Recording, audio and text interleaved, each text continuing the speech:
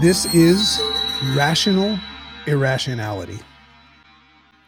So we're going to get irrational together today. So there's much value found. So let's identify this. There's much value found in this space of extraordinary. Think about what that means. We say, oh, wow, that is extraordinary. But can you see that it also says extraordinary, right? Yes. I don't know who you are. So chime in and let me know. Our ego is the enemy. Love that you share your morning routine. You'd have to sign in with your name. I can't see that. So anyway, there's tons of value in the extraordinary, the unusual, and the abnormal, as well as the irrational. So I'm going to invite you today to be irrational. And the reason why you would do that is because we're going to identify that rational sometimes is not a good idea. Rational, it can be attached to mediocre, just going with the flow that's managed by somebody else. So what I'm saying is that much of the shift that we seek in our reality is found outside the realm of what we've come to learn as normal, right? So the idea of being abnormal, this is what's sexy about it. Normal is what we see others doing. Think about it. Right? Now, if you see somebody else doing something and you say it's abnormal, all you're thinking is that their normal is different than your normal. But your normal is most likely connected to a bunch of other people that have defined that to you. So, but are these people, these others that you've learned normal from? It's your crazy abnormal follower, Risa. There you go. Yeah, she's abnormal for sure, in a good way. So are these other people that we've established normal from, are they moving forward? Do they have what it is that you desire in your daily action steps? You know, and what you dream of? Do they have it? Or do you just think that what they're doing is normal? So a big part of shifting in life is drifting. So I'm going to have you catch my drift here. So a big part of shifting is drifting, or at least the acknowledgement that you're drifting. It's a wonderful thing to wake up and realize that you're off track because you woke up to it. It's a wonderful thing to wake up and realize that you've drifted.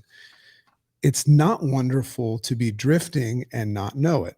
So wonderful to catch yourself. So the art of catching your drift is catching yourself going with the normal flow.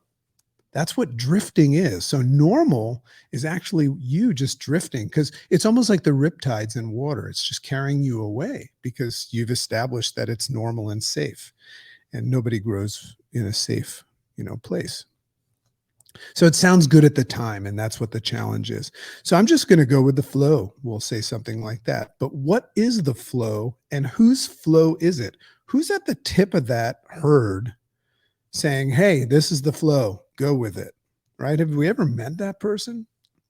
So in my experience, if we allow ourselves to go with the flow that's being driven by the herd, and what I mean by the herd is the masses, we're allowing an unconscious flow of repetitive directives move us along a river of mediocrity and oscillation. Let me read that again. We're allowing an unconscious flow, when we just go with the flow, of repetitive directives driven by the herd, the masses. We're allowing them to move us along a river of mediocrity and oscillation, right? We don't get anywhere.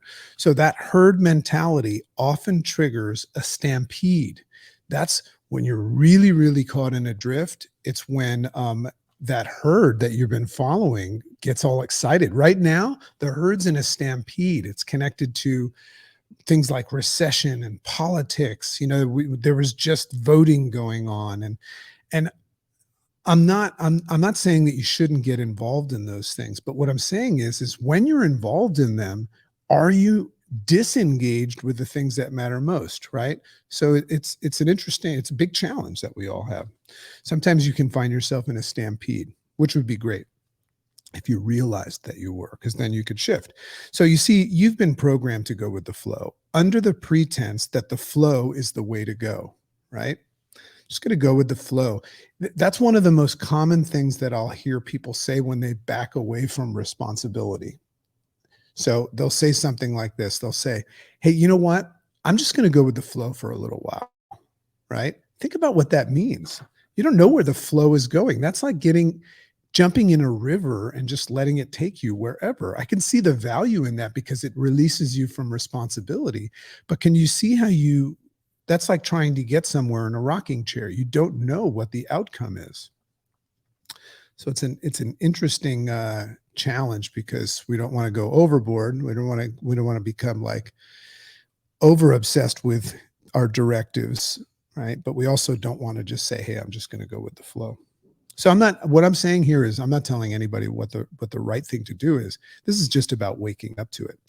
So we've been programmed. So that's that rational thing to do. We've been programmed. So this strategy produces mediocre results at best. Mediocre results at best to go with the flow. I have never seen anybody say, I reached the mountaintop by going with the flow.